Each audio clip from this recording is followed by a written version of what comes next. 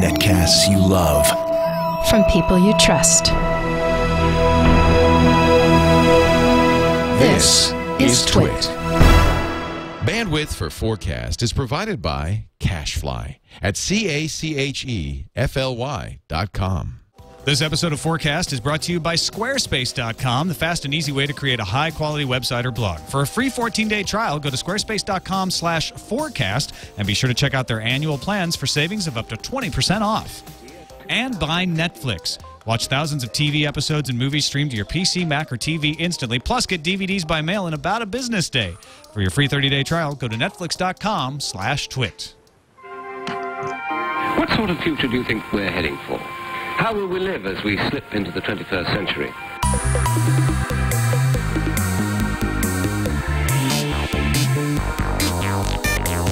Welcome to FourCast episode 78. I'm Tom Merritt. And I'm Scott Johnson. And I don't know that we would have ever predicted we'd go 78 episodes. No, I don't even predict I'll go 78 years, so this is a number that we can look forward to twice, I suppose. Yes, I can't wait to bring this back to you on your 78th birthday. Remember on episode 78 of FourCast? I don't remember FourCast. I got a couple great guests joining us today. Marco Chiapetta, managing editor of HotHardware.com. Welcome to FourCast. Thanks for having me. Thanks for being here. Also, Mark Burstiner, founder of FTW, formerly of Squarespace. Thank you for being here, Mark. What's up, dweebs? It's nice to meet you. Wait, what? What? I like the dweeb bit. That's pretty good. What? Start that again. Let's try again. All right. Actually, let's go ahead and get into an email from Joey, a.k.a. Moocow, in chat, who says, Forecasters, when it comes to future talk, a lot of people bring up the concept of a post-scarcity economy branching off from the internet and starting to invade on the real world. While the impact of free share stuff in our economy has been seen in a couple places like libraries and volunteering and such, an actual currency based on goodwill rather than inherent value of things and standards would probably not go over so well in the short term. But in the long term, what if a non-scarce currency was to gain purchasing power for non-scarce goods or even some real-world items? My prediction is that eventually there will be a standard set up by some big player on the net in which reputation and experience play a part in gaining non-real benefits like free movie rentals or digital downloads. This reputation will probably be accepted in the meat world, probably not be accepted in the meat world, but instead as legal tender throughout the interwebs as compared to other global currency, and further assuming that all merits are created equal, could be interchanged into Facebook credits, Microsoft points, or even incorporated into an Amazon rewards system for real-world items. Ultimately, I believe this free trade that we are starting to see today, powered by advertising, achievements, and plain old love of creation and helpfulness, will grow into a thriving sub-economy that operates independently of the rest of the world and be enough to keep its investors self-sustained. Crazy enough for you guys? Well, as we all know, not all merits are created equal, first of all. Second Ask my of all, sister. I like this idea that we create a virtual currency that we could use to get virtual goods, but the downside of that is you still end up creating, you still sort of marginalize people. So you have people who, for example, have, let's say the minimum requirement is 100,000 followers on Twitter or whatever the thing of the future is. And that somehow gives them more credibility or these virtual credits or whatever. What of all the people who follow them that maybe have 2 or 3 followers and they're all family? It feels a little too, the celebrities get everything and nobody else does, to me. Yeah. That strikes me as a "what you talking about, baby girl" type of thing. They're trying to do that already today. I mean, go to clout.com and they're trying to just kind of figure out exactly what your social footprint is today, and we can't even figure that out. Something quite that simple. And to that other point, yeah, you've got about 1 million people who follow you, but your actual reach really isn't that great if you consider that each of those people who you are reaching are only reaching about another 1 or 2 or 3 or 9 in turn. Sounds a little too far-fetched for me. Yeah, and then you'll also end up with the situation where people that have all the cloud or all the virtual currency, end up getting approached from people in the the real economy, throwing money at them to, pimp their goods. So I don't know, sounds kind of utopian to me. Yeah, my only problem is it is a scarcity economy. Reputation, and experience are not handed out unlimited. You have to earn them in achievement sense, right? You can't just log into Warcraft and get all the achievements or all the gold. So there is a scarcity, even if it is a false scarcity. It's not a natural scarcity. And you will never be able to stop online currency from being able to be turned into physical currency if it's of any value at all. We see that with World of Warcraft. Yeah, but there's this issue where all of this virtual currency or all this stuff that would accumulate to become something that you could use as to pay for goods, be they virtual or not. In the end, it's actually, I would say, harder to maintain or to gain that currency online than it ever is in the real life. And in real life, you can go out and you can get a job and you can earn some money and you can put it in a bank and have it build interest and earn other money at other jobs. And the opportunities are there for everybody, really. I guess you could argue that it isn't there for everybody, but it's there for a lot of people. Online, it's there for cute girls, really smart guys, a couple of celebrities, and it feels like beyond that, there's a real trickle. There's a long tail after that. And I don't know. I just don't know. I don't think it would work for enough people, at least not the state things are right now. Maybe in 20 years, it's a different landscape. Maybe we live more online than we do in meat space, and maybe that changes. But right now, it seems grim to me.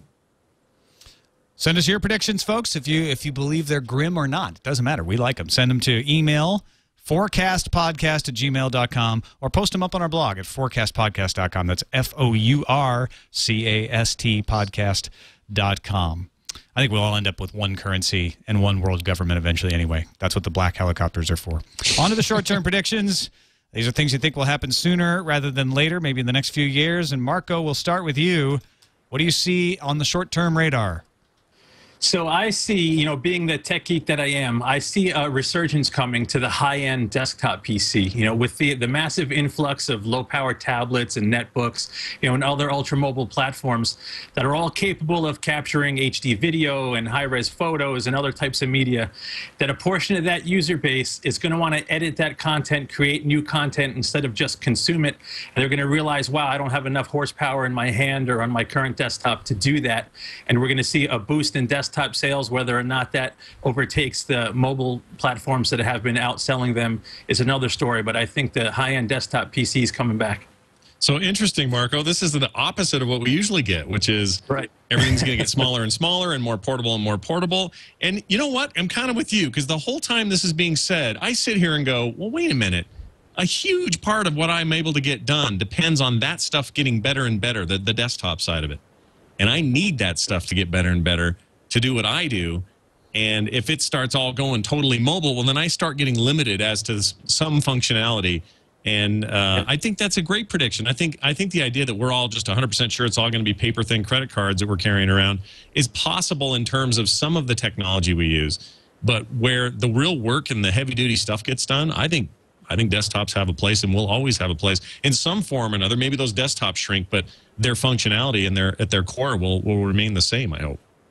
Yeah, I fully agree, man. I mean, my history, my background is in film and video. I started in film school, and I mean, every single time that another one of these newer, smaller, thinner things comes out, I'm like, that's great for X, Y, and Z, these things that I need to actually get done while I'm outside of the house. But at the end of the day, if I end up with the only option being a tablet or some kind of superpowered mobile device, that's just not going to do it for me. The only exception to that rule would be if the interfaces and the innards, the power, are actually able to keep up with it. In that case, I would adore to be able to really effectively edit video on an iPad or kind of run something like this off of an iPad. But as for the next 5-10 years, yeah, we still need computers. We still need laptops. We still need desktops and towers and all this stuff. That I don't see a serious coder switching to an iPad to rip open a site's front end or to start working in Xcode. Like if Apple put out Xcode for iOS, I would faint. It's a really interesting point that you bring up about our devices that we have, like iPads and phones, are always touted as this is as powerful as a desktop was 3 years ago or 5 years ago or whatever. There's always a gap, and as long as there's a gap, there's going to be a need for that more powerful machine to do not only something. But do you think we'll ever get to a point where this will be there won't be a gap anymore, and this will be what powers a desktop? I think eventually you're going to have enough horsepower in your pocket to do what a high-end desktop PC does today. But I still think the desktop has a lot more evolving to do, before it's done growing. We need to have photorealistic graphics, instantaneous large, calculations, faster than real-time HD, encoding. There's just still so much that needs to happen on the desktop that the mobile space is going to be playing catch-up for generations and generations, I think. Well, it kind of already is that way, and so I don't see that changing. It feels like there would have to be some kind of crazy epiphany in processing power combined with portability that would suddenly just make us go, oh wow, we really don't need these desktops for this work we need to do. There's so much that these more portable devices are doing for us, and they're great, and they eliminate a lot of the needs we had with certain desktop configurations. But yeah, I'm with you. I think that they'll always be in catch-up mode, and even when it's even far-flung future, there'll always be a reason. You can have the most powerful thing in your hand ever, but there's going to be some big, bulky, more powerful thing over there that does something incredible for now that this little tiny thing will need to catch up to, and by then it will be something even better the big thing's doing. So, yeah, I think this is maybe our most accurate prediction we've ever had. If I was to put money on predictions, I mean, we had a lot of virtual meat and or not virtual meat, synthetic meat questions and things like that. I put some good money on, but this is a good one. I would put money on. What's stopping you, man? Put some money down. Yeah, I got $20 Canadian right here. Yeah, I need to have some money first to put it down. Your money's not good here, sir. Does it have holes in it? There's no holes. Wait a minute. Hold on. Yeah. My understanding is all Canadian money has. Oh, all right. No holes. All right. Let's move on to you, Mark. Your short-term prediction, things you think will happen sooner rather than later. What do you got? So I think especially today, I mean, this is a really perfectly timed episode, especially today with iCloud getting announced. That's coming out really soon. What we've seen, and especially since this is what we're working on, there's always been this hype about the cloud and things moving up into the internet where we're actually going to be able to not be able to touch them and just still access them from everywhere.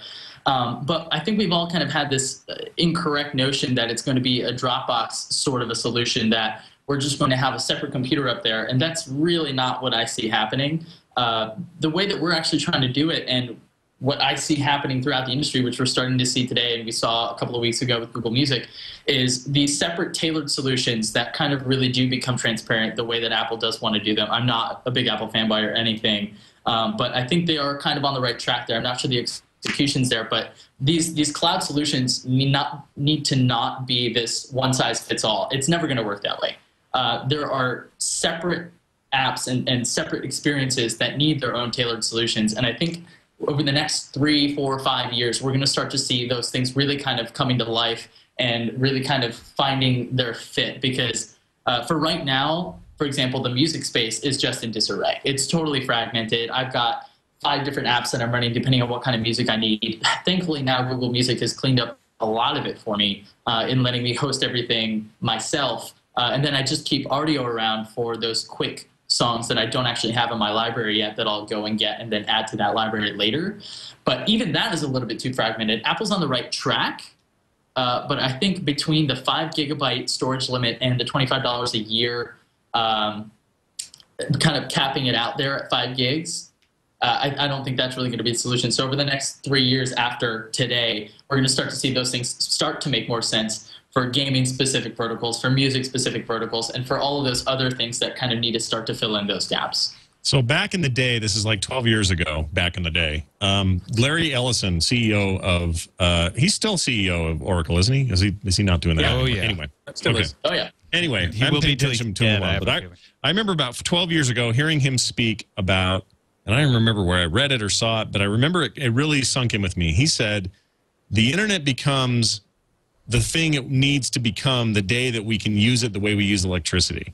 We can just plug into it, were his words, like you do for power. It's just there. It's a thing you pay relatively little money for, and it's just there, and it's everywhere, and every wall has an outlet. And this is all pre-Wi-Fi, so he didn't really have the forethought for that. But what you're talking about kind of feels like his vision for that, this idea that it's no longer a service or a thing that you have to have a other thing for, or a company that you like that makes the thing you need. It just becomes this ubiquitous, everywhere thing that you just, quote unquote, plug into whenever you want. And it seems like that's when it becomes something important. It isn't fragmented. It's about standards of operation, not about who owns the rights or who runs the company or who has the data farm. It's about, and I don't know how we get there, and he was never clear about that either back in the day. Like, how do you eventually get there? But I feel like that's where we're headed. Yeah, I really agree with Scott, and I also think, you know, lots of stuff has to happen. Our pipes to the internet have to be 100% reliable and super fast, and it needs to be completely transparent to the end user. If you sit in front of a workstation and you want to access your data, whether it be on that workstation, your mobile device, wherever, and you want the same thing everywhere, you have to know it's going to work, and we're just not there yet. No one's going to want to pay extra money for that. We can't have these, you know, 5 gigs is really minuscule if you you know, want to have all of your data up in the cloud. So I think a lot more needs to happen before those kind of services really become prevalent across a wide swath of the industry. Yeah, I think what we're going to see is something more complicated and better serving us than just a hard drive in the network, right? And I think we're going to see the re-rise of grid computing and the idea of distributed computing. I think we'll see more than just storage, but actually processing power and application execution distributed into the network. But Marco's absolutely right. None of this stuff happens until we can actually have the internet work like electricity, the way Larry Ellison said, according to Scott. And that's not going to happen for a while. So in this imperfect world where we have, you know, some faster wireless internet coming from LTE and Wi-Fi in a lot of places and broadband with some bandwidth caps, it's going to have to be services that are tailored, that you're like, okay, I can afford to pick that one, and that one because it fits the way my internet usage is. Well, not just that. It's just a little bit based. It depends on the verticals too. I mean, for something that works for music, that makes a little bit of sense to be able to have those files accessible to you, and that's why Dropbox makes so much sense. It's just seamless with the OS. But when you do start to talk about things like video games or an app that you're used to using on your device, the last thing the developer wants is to let you have access to those files, because that's part of that experience. That's part of actually having that screen running in front of you. So I think a lot of it comes down to just user experience too, and the user experience relies on, yes, the technical aspect of actually being able to achieve these things with the broadband and with, you know, actual technical roadblocks that we have right now. Gadget Devil in the chat room says something interesting. He says, I think it's a bad way of thinking. The same way we think electricity is ubiquitous and free. It's not really free. The environment and someone else has to pay the bill. The same goes for the internet. Bandwidth can't be completely free in order to keep people accountable. He makes a good point. Well, we weren't saying electricity would be free. We're just saying it was freely available, not you don't get charged for it. Right. It's just something you know is there. If you go to a doctor's office, they got an open outlet, you know you can get power to it. You go to do a business meeting and you're, oh, my battery's dying. Can I plug in here? Absolutely. So it's that kind of ubiquity. But moreover, I think the technologies will improve to the point that we perhaps have less of an impact on environments and less of a overall infrastructure need to make this thing run. And maybe we kind of already have this. Maybe that is what the internet is, and that's all it ever needs to be. But just like with power, if I've got the power, that doesn't determine what blender I have to buy. I can buy any brand blender I like because I'll pick the one I like, and I can buy a junky one if I want or whatever. I feel like that's how this needs to continue to progress, and it kind of has to this point. The internet itself, I mean. But these cloud services that keep popping up, they need to not be, well, I got to go with Apple's, or I got to go with Google's, or I got to go with whoever's. Right. It needs to be this thing that we can all just buy the blender for to continue my dumb analogy. Right. And no, that's a great analogy, actually. I mean, you wouldn't buy a blender if you needed to, say, make some coffee. You know, that doesn't make sense. You would buy a coffee maker.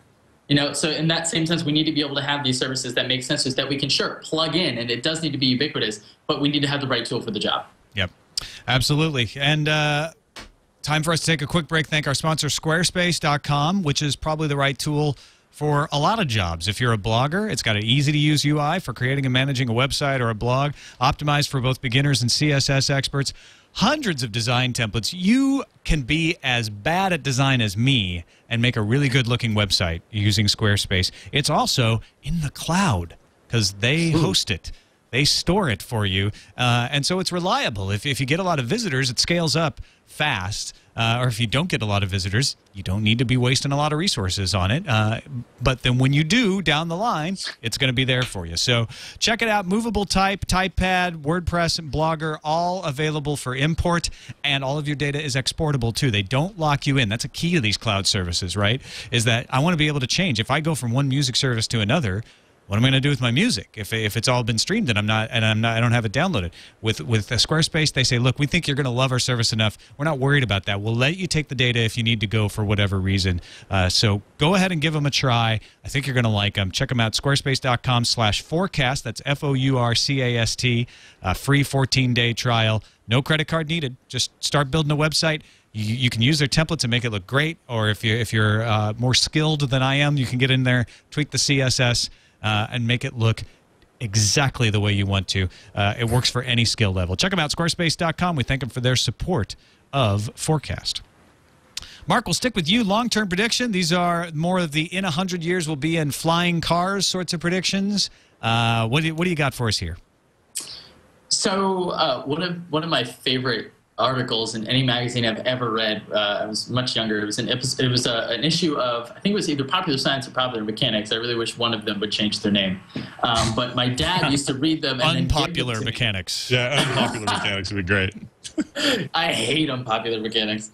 My dad used to read them and then give them to me when he was done. And there was one issue that was, in 20 years, we're going to be able to do these things. And that I still to this day cannot wait for this to happen. It was this kind of concept that, everything keeps shrinking, Moore's law and all that, computer power doubles every 15 years, and cameras keep shrinking, processors keep shrinking, and storage keeps getting bigger and cheaper, that we're actually eventually going to be able to catalog our memories and have them accessible to us in an efficient manner where we can actually keep track of things without having to root through everything. We'll actually efficiently be able to tag and monitor video and audio based on cameras and microphones that are on our contact lenses and our phones that will be able to have petabytes of storage in our pockets that, in essence, we'll be able to just catalog. Who knows if it's actually going to be in the cloud by that point, since that's seems to be a popular topic of conversation for today.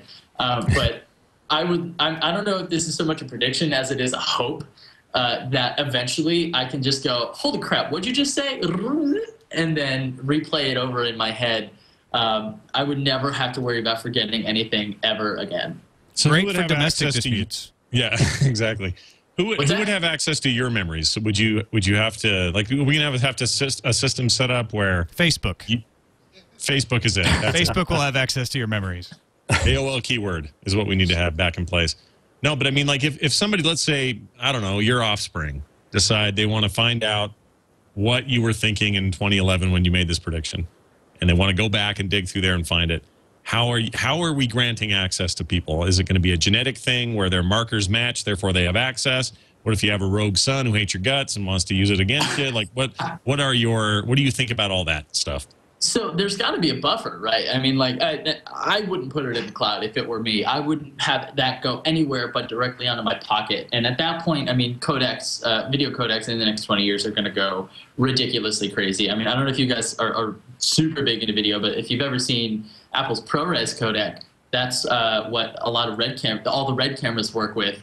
It goes straight from uncompressed into ProRes, and that codec is just absolutely phenomenal. So it's not going to be it's not going to be ridiculous to think that we can maintain that much data in our pockets without it actually hitting the cloud first. So I think it's as simple as being able to tag people, just like you said, based on a certain amount of parameters, right? So you can actually say, I do want my family, if it matches, both my maternal and paternal DNA, and my children, if they match their maternal DNA, to be able to see these memories if I've marked them as such. But at that point, I think it's actually going to be to the point where we're actually interfacing with our data in a bit of a different way than we can really kind of even comprehend at this point, because things once we get there, you're heading towards this, not singularity just yet, but we're heading towards this point where things kind of become a little bit more, kind of in tune with what we're doing online. And I think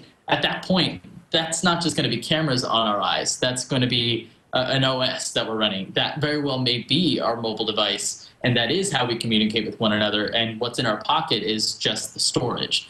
Or maybe the storage is actually in our brains at that point. I mean, that's not really that far off. But given the amount of, like, if you said what we had today, as far as whether it's video games or music storage, to somebody from 20 years ago, they'd be floored. They would be peeing in their pants. So I don't think that that's way too far off to think that we've actually got all of that information in an efficient way to be able to actually tag it and catalog it. If we can efficiently tag and catalog it, then I don't see why we can't efficiently set parameters on privacy, because at that point, we're just running a program locally. We're not having to deal with the Facebooks and the Googles of the world. So, Marco, how do you see the future of archiving your mind? I'll take his prediction and take it a step further. I don't think you're going to need cameras on your eyes. I don't think you need to carry storage. Really, all that needs to happen is some sort of neural interface needs to be designed that's tapping the memories already in your brain. You know, as we're walking around, seeing things, talking to people, doing whatever, our brain is already storing all this data. Whether or not we can access it or not is the question. You know, most of our memories and things we've seen is in there. So we would just need to develop some sort of interface for our brains that could then interface with whatever storage or whatever media we're going to use to broadcast those memories. And as far as tagging and cataloging it, our brains are already doing that. You know, it's just a matter of accessing that data. Well, we do forget things, though, so I think we'll need some kind of versioning system. Right. I think there's two problems. Sorry. No. There's two problems there. There's imperfect memories, right? We don't always remember things correctly. I've gotten into countless arguments with my girlfriend saying, you know, I told you to do that. I know that I told you to do that. I have the memory in my brain. I've watched it happen with my own eyes. So there's that kind of imperfection there.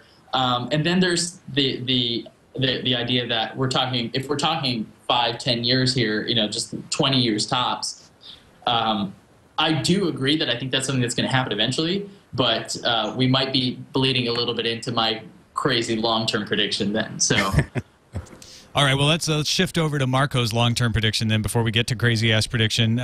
Again, the more of the flying car 100-year scenario. What do you got? Sure. So I'm going to pull some points from everyone's answers already. I think at some point in the next 100 years, there's going to be so much processing power available and so much surveillance equipment deployed in public, and there's going to be so many tracking devices in our gadgets or on our person that are all linked via the internet, the cloud, whatever you want to call it, that some enterprising firm is going to be able to collect all of that data, and along with some sophisticated physics algorithms, real-time traffic algorithms, they're going to be able to offer a predictive service where they could alert you to potential accidents, potential things that may happen to you over the course of a day, week, month, what have you, using all of that data collected from all of the people and machines throughout the world.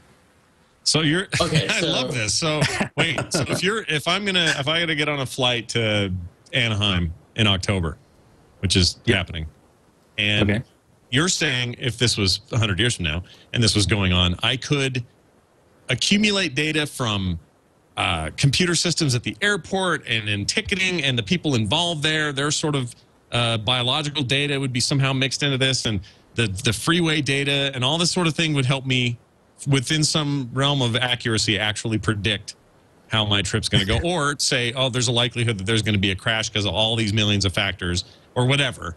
Exactly. That's awesome. I love this one. So why though? Why would that go from this massive database where we can actually make a somewhat likely prediction? Why would we take it from 99% likely and put it in the hands of a problem-prone human being? Why would the machines not just interact with one another at that point? That's the only thing that confuses me. Why would we give that information to us, who are likely to make a mistake with it, and just the errors of human judgment, when we could just as easily reroute that information directly to the plane and say, "Hey, plane, what up? Don't fly right now." Exactly. That's what the data would be used for. If somebody was able to amass all of this data and somehow, compute probabilities of, X events happening, perhaps we could react. Or it could be something as simple, the path that you drive to work that day, there's a likelihood that at 10 o'clock in this intersection, this other person's going to crash into you. Really, from simple stuff to really complex stuff, the data is going to be there. There's always going to be the human element, so it's not going to be completely accurate. But the data is going to be there, and if the algorithms are intelligent enough to be predictive about how certain things are going to behave, there's lots of stuff that could happen with that data. This is where connection speed and ubiquitous bandwidth are going to make the difference between life or death, right? Because it's going to say if you drive down 580 today, you're likely to be in a crash. So everybody gets that, right? And so they stop going to 580. Then there's an update that says, hey, everybody changed their mind. Now 880 is actually the dangerous freeway. But if you don't get that update, then you die. Well, it's not necessarily everybody would get the same broadcast. It would be personalized to you, based on your behavior as well. I'm thinking so many people drive the same route that a lot of people are going to get the same information. Right. So I would take that a step further and say, like I said, why would you give that to a human being when they can make a decision that would completely alter the results that you've already gotten? What I see that as being used for is, yes, since we do have that data, historical data isn't nearly as important as what's actually going on now. And if we're talking about 100 years from now, when we do have this ubiquitous, high-speed internet connection, then it's not going to be a matter of, hey, everybody's going to go here and this intersection is likely to have an accident. It's going to be, here I am driving down the road, and I can tell that there's another car coming at this intersection who's going way too fast to actually be able to effectively stop. Therefore, this car is going to take over and force me to stop before I get into that intersection, thus preventing what could be a life-ending accident. Right. So the ones that happen collectively, like a plane crash or, a building caving in or an earthquake or whatever, that would be, everybody would get a common warning, or planes would shut down and 300 people would go, we've averted a crash here. Correct. The problem with that is, too, it ends up opening a few doors to being able to take advantage of that system, because if I know that my car is going to say to the rest of the internet and every other car on the road that I'm going way too fast, they need to stop, I could then, in theory, just put the pedal to the metal and then speed on my way to work if I'm like 20 minutes late, Yeah, we're basically talking about, potentially we're talking about minority report level sort of stuff. Exactly. And all the sort of moral implications of that sort of thing. But I do think it's interesting that today we've gotten pretty good at things like the insurance industry, love them or hate them, they have some amazing algorithms, some amazing software that does all sorts of predictive stuff about how likely it is that someone's going to get cancer and how unlikely it is they're ever going to suffer from whatever other injury or whatever. And I think they take that stuff too far, and it opens up some of these moral questions. But we are getting better at it, and the better we get, I think that that seems like a reasonable outcome and far enough future that we could run into that whole thing, problems and all. All right, before we get into our crazy ass predictions. You can watch all kinds of movies that explore all of these topics right there on Netflix, our other sponsor. Available instantly, streaming on your phone, on your tablet, on your Xbox, your PS3, your Nintendo Wii. You can watch it on your TV. Instant streaming movies from a wide catalog. The It Crowd Series 4 is available. Swingers is available. Both of these one of them deals with themes that we've talked about on the show today. Swingers, of course. World's Greatest Dad. All of this stuff available, and you can try it out absolutely free. If you've already got a Netflix subscription, tell somebody about this. Say, hey, go to netflix.com/twit. Try out the service free for 14 days. You can get the streaming-only version. You can get the DVDs, have the DVDs mailed to you, get Minority Report on DVD mailed to you, so you can watch it and say, hey, you know what? That's what Scott Johnson was talking about. Okay, I get it now. Check it out, and you can also watch movies along with Scott Johnston on his show, Film Sack. Yeah, we just did, we're actually recording it right after this. We're recording an episode about The Golden Child, which is streaming currently on Netflix. So relive your 80s Eddie Murphy fantasy adventure movie dreams once again on Netflix. Check it out on netflix.com/twit. We thank them for their support. Back to the predicting. Crazy ass prediction coming now from Marco. This is just, it doesn't really matter time frame. What is the craziest thing you can think of that you predict will happen? Well, it's not the craziest thing, but I think it's going to be cool to talk about. All right. So I think out in the future, humans are going to be able to create injectable, programmable, connected nanomachines that'll be used to not only, combat disease, but also to alter our cell structure, maybe even our DNA. And using those machines, humans are going to be able to modify their bodies basically on a whim. You're going to place an order. If you want green eyes, your eyes are going to turn green. You want to change your hair color, you're going to be able to change your hair color. And then there's potential there for these devices to be hacked or taken over by nefarious individuals or organizations and used to hold people for ransom or, whatever kind of havoc can be wreaked. Wow. Yeah, Awesome. you have read Transcend, or you at least have studied Ray Kurzweil, have you not? I actually very little of Ray Kurzweil, but I haven't read that book. This is just one of those weird things that popped into my head when I knew I was going to be on the show. You just paraphrased about 2 chapters in that book, down to about a paragraph's worth of words. I agree, man. I cannot wait. I hope I stay alive long enough to go to the hospital and go, give me my nanobots. I'm ready. I cannot wait. And I'm lactose intolerant. I have to take a pill every time I have ice cream or dairy. If I were able to just be like, brain, can you knock it off already, please?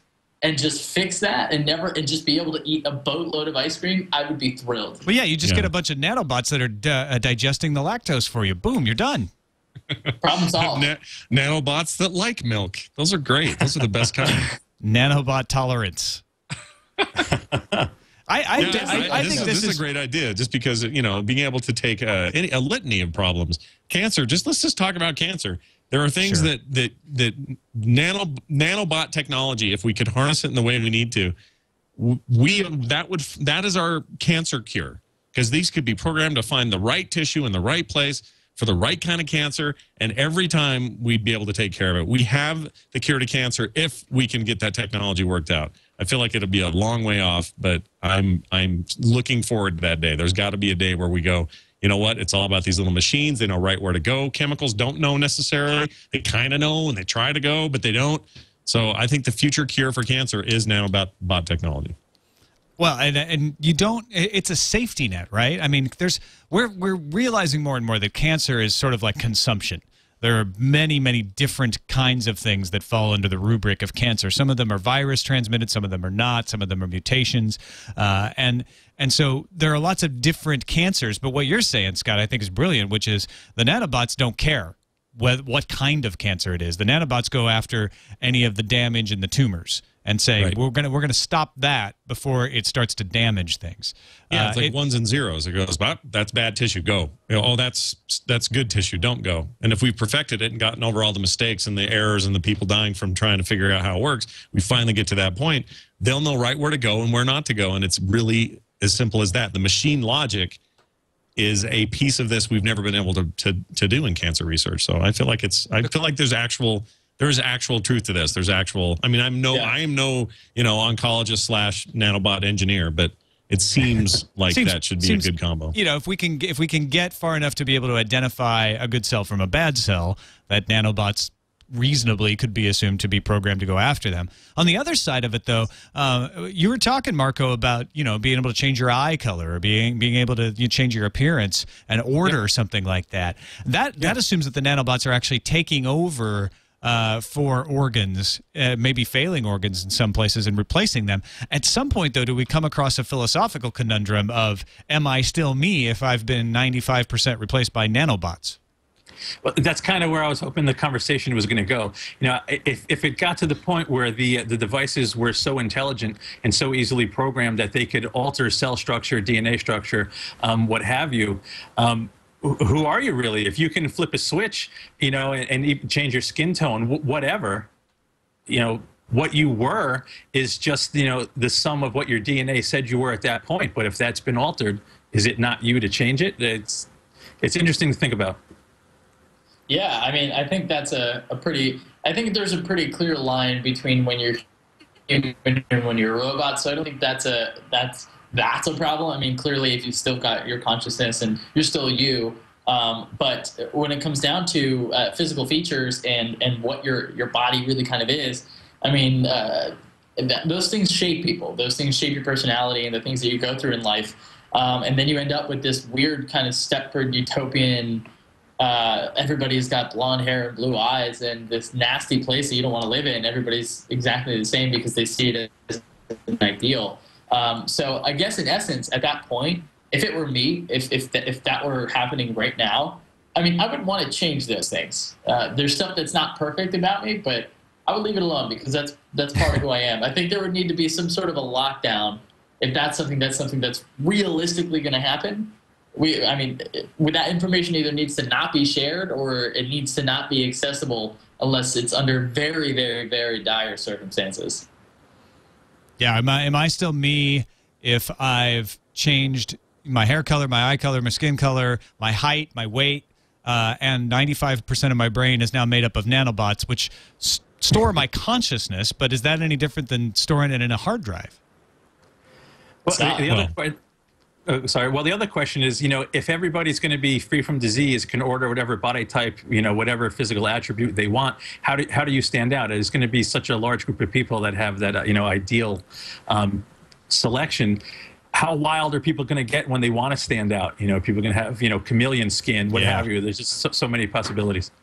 That's the future of human mutation pushed forward by nanotech. That's a pretty cool idea. Yeah, I mean, when mutation, it's not just mutation, it's evolution. I mean, then what happens to us? Then we've adapted to this environment in which we can have whatever we want and do whatever we need or what we think we need anyway. Then what happens to us in the long term? What happens over the next few thousand years after we've discovered this technology? Do we just become these dependent, weak beings? Or, I mean, at that point, then not only are we not us, then we're just not humans anymore at that point. Have you seen Ryan with his third arm and his seventh eye? He's such a hipster. Everybody's doing that. His glasses on his legs. Yeah. That's weird. Well, it would be super interchangeable too, I guess, is one point to make, that if you can augment yourself now to be a chameleon or do it to have weird ears or whatever, you could just as easily have that go out of fashion and say, next year for my next treatment, I'm going to do something else. So I think if it ever gets that fluid, I feel like we got bigger problems. Like, we're going to be a weird society if we're letting that happen anyway. But I still like the idea of being able to, I like the core ideas, which is fix stuff that's wrong, cure a lot of bad disease. But then that has overpopulations implications. I mean, we always do this on the show. We think about the ramifications of these ideas, and this one is riddled with them. But at the core, I like it. We are always riddled with ramifications. All right, Mark, let's go to you for your crazy-ass prediction. One really far out there forecast. What do you got for us? So this is kind of the using a computer as an analogy. If that prediction were the hardware prediction about our bodies, this is kind of the software prediction about what we put in them, just as far as information goes. I have the fortunate position of never having seen Doctor Who before, so my girlfriend and I are watching through it right now. Last night we watched an episode in which foreheads opened up and links were established to this all consciousness that would just instantly download incredible amounts of information into the human brain. I don't think it's quite that campy. I don't think there's going to be any metal doors that lead directly to our brain and light is going to shine into it. We're going to learn things. But I do think that in some capacity, we're going to need to find a way to ingest large amounts of information. And I don't see that happening for a long period of time, because that is a major, major issue. The more complex things get, the more people there are on the planet, we're going to need to start to figure out these things more quickly. We're just thinking from this context, this only context that we can think about right now as people on Earth. But if we start to come across these things that are everywhere, and we're dealing with multiple species and multiple types of technology, things that we can't even fathom right now. For people in positions like journalism and research, we're going to need to be able to ingest data more efficiently. So I don't know what the hell it's going to look like, but there's got to be some way that we're going to be able to tap into our databases and our brains and just learn this stuff, kind of like you do in the Matrix, just to be able to instantly upload something, ingest that data, use it, and then get rid of it, because obviously we have a finite amount of space in our brains. I think that's something that is going to be really, really cool. I seriously doubt any of us will be able to live to see it, but in a world when we already have information as accessible to us as it is on the internet, we're eventually going to be able to just download the internet, which of course is going to keep expanding, but we're going to need to come up with a way to do that. I have no idea what it's going to look like, but that's something that's going to need to happen at some point. Wow. So it's come up on the show before how we, there's the old adage that we use 10% of our brain or whatever, which has kind of been proven inaccurate anyway. And we know that there's finite space, but do you imagine we would have to tap into some larger infrastructure? I think of maybe there's something in orbit that we're all connected to. You mean in the cloud? Sure. Actually, cloud. Like literally in the cloud, there's like a huge array in the sky. Then when we're given some billion terabytes or something, and it's just constantly us accessing that point of data, saving, pulling, saving. That's almost exactly what it's going to need to be, because we do, like I said, we do have a finite amount of space in our brains. Just because we see it doesn't mean we comprehend it. So there's the difference of, I see that this new processor came out, or there's a new API available, whatever. But being able to instantly understand it and utilize it, we're going to need to start to move more quickly as a society. Once we're talking about, not even just a society, as a race, once we're talking about, the crazy, crazy distant future, we're not going to just be dealing with it. God, I love conversations like this. We're not just going to be dealing with us. We're going to be dealing with aliens, you guys. So we need to be able to keep up with that. And we're going to need to start to move faster. And it is going to end up being, in my mind, I think, some kind of an iPod, iTunes relationship. We've got 32 gigs up here, and we've got petabytes of information up there. We can only actually know how to use a certain thing at a time. So you check off those things you're going to need to use every day, those everyday second nature things, like how to use the microwave and how to use your computer. And hopefully those are very small songs in essence. And then you've got all this other space that's kind of interchangeable that you can say, what's the next thing that we need to work on? I need to learn how to dismantle a helicopter, because that's the next thing that's a priority right now. Marco, it sounds like this is the software to run on your Nanobot platform. It definitely sounds like it. And, talking about it now, it sounds far-fetched. But what needs to happen is, a physical interface to the brain needs to be developed, and an API and protocol that could take, data A and convert it to a format your brain can store and access. So it totally seems possible to me if you break it down to those simple elements. Something like this is definitely going to happen one day. It's definitely going to be specialized because, like was said, we have limited storage capacity. So, if a soldier is going to combat, he's going to have the entire terrain mapped in his head and, all the new fighting techniques. Or that same person could be an engineer the next day and, designing, the next helicopter that needs to be built from the ground up. It's definitely going to happen one day. It doesn't even sound far-fetched to me. Well, just go back, I don't know, 15 years even, and say, everybody gather around. I'm going to tell you how future music's going to go. And, just to continue that metaphor, it would sound crazy that you could store 50,000 songs on a single computer and then take a third of that with you on a device that held that much, and it would run on 12 hours of battery life. And this would all sound crazy to people, even just 15 years ago. So sure, why not? I mean, this sort of thing, this is what tech is. It seems crazy until we get there, and then it seems like the normal thing. Yeah, I worked on a piece years ago. I believe it was for CPU Mag, and I believe it was Sandia National Labs that was working, on a direct brain interface, and they were able to, have a person control the limbs on a robot using thought, and it was, really low resolution, kind of, think about the leg moving, and the leg would move. There was no kind of fine control. But those direct brain interfaces are going to happen, no question about it. All right. That ends our prediction round. Scott Johnson, what time is it? Well, it's time for 4 questions, Tom. This is where we ask 4 questions, rapid-fire style, to each of our guests. They are not allowed to think too hard about it. They have to answer from the gut. Are you guys ready for your 4 questions? No, but we'll give it a shot. If you don't mind some ridiculous answers, I'm so ready. Not at all. All right, well, I'm going to ask Marco. Marco, here are your 4 questions, starting with this one. If one kind of tree could suddenly be sentient and start thinking for itself, which is kind of redundant, which specific kind of tree do you hope that is, and why? I think the redwood, because they just live so long and get so big, they would have just such a huge memory, and they would have seen so many things. It would be great to have them be able to discuss it with us. That one's great. They have good memory. And they would probably say, oh, I was there in 83 when they were filming Return of the Jedi through here, and they had those bikes and stuff. That'd be awesome. Question number 2, when we finally get our flying cars, what will be the name of the car what will be the name the car company gives it? Oh, it's going to be something stupid. The Wing. Something dumb like that. The Nissan Wing. The Leaf. Yeah, exactly. Number 3, if you could choose one current innovation that you would love to go back in time and tell people about, what would it be? Oh, it would have to probably be the smartphone. You know, just there's so much data and things you can do with this tiny device in your pocket. I think I would love to have been the person to have invented that or even come up with the idea years ago. Yeah, that would be...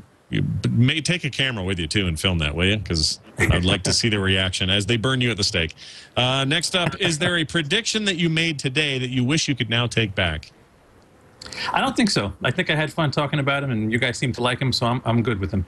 All right, good. Stick to your guns. Don't let my questions sway you. That's awesome. So you have passed with flying colors the 4 questions. Nice job. All right, Mark, it is your turn. Are you ready for your 4 questions? He's shaking. You know what? Are you sitting comfortably, at least? Yes, okay, that's better. Good. Don't fall over. Then we'll begin. Question number 1. When will we finally no longer have cords to cut or paper to clutter up our offices? Oh, man. 5 years. Come on. 5 years. No more cords, paperless offices. You heard it here first. No, you don't need them. Question number 2. What will we do that finally gets the aliens' attention? Oh, my God. Eventually, the radio waves that we've been sending out to space are going to get somewhere, and they're going to go, wow, these guys are idiots, and they're going to show up and beat the crap out of us. We don't need to do much. They're just going to go, oh, wow, easy win. The shadow knows Hitler? After those people. Question number 3. When will the word dweeb finally be as empowered as geek? Oh, it already is, man. Come on. That was like 2 weeks ago. I started the show saying, hey, dweebs. I mean that as a sign of endearment. So 2 weeks ago.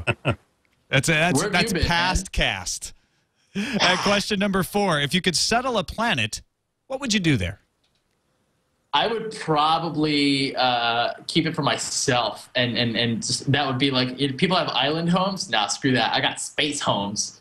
I go to Pluto and just hang out when it's too hot in New York. It's very chilly on Pluto, so it'd be a nice change of pace. I would bring a coat. That's good advice for anyone traveling to Pluto. Anyone at all. Those are your 4 questions. Thank you, and thank you both. That is the end of our show. It's been great having you guys along. It's been a blast. Thank you. I had a lot of fun.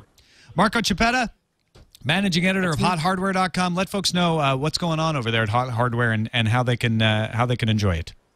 So we're all over the place, obviously, hothardware.com, but hothardware.com youtube.com/hothardwarevids if you want to see all of our video reviews, our podcasts that we run with IAS, who you guys work with. We cover all the latest tech news daily, full articles every other day about, so come on by, check it out. And Mark Burstiner, founder of FTW. Tell us about FTW. What's that about?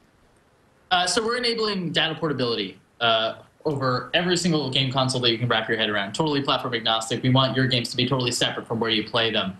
So you can head over to getftw.com and sign up for the private beta. Will be in public beta on Android at the end of this month by the 25th, actually, I believe. So if you go sign up now, we'll get you an account, get you set up, and it's pretty cool. Stop playing on one device, pick it up on another, exactly where you left off. Excellent. Well, thank you guys for joining us. That is it for FourCast. Scott Johnson, you're getting pretty close to Nerdtacular.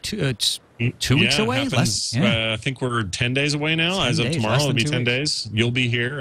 Totally looking forward to it. So I'm in kind of hyper preparation mode right now, and things are going a little crazy. But if people want to follow how that event's going, find live streams for it, see who's there, check out the video stream, all that stuff, the best thing to do is follow me at Extra Life on Twitter, and you'll get all of the updates. There's hashtags going around. It's about to get a little crazy. So looking forward to that with all kinds of rapt attention. Hashtags are legal in Utah, everybody. So yes, they are. Don't forget to leave comments at our website, fourcastpodcast.com, or send us an email to fourcastpodcast@gmail.com. Thanks for listening or watching. We'll talk to you next time. But it's only 32 years away. Wait. Wait.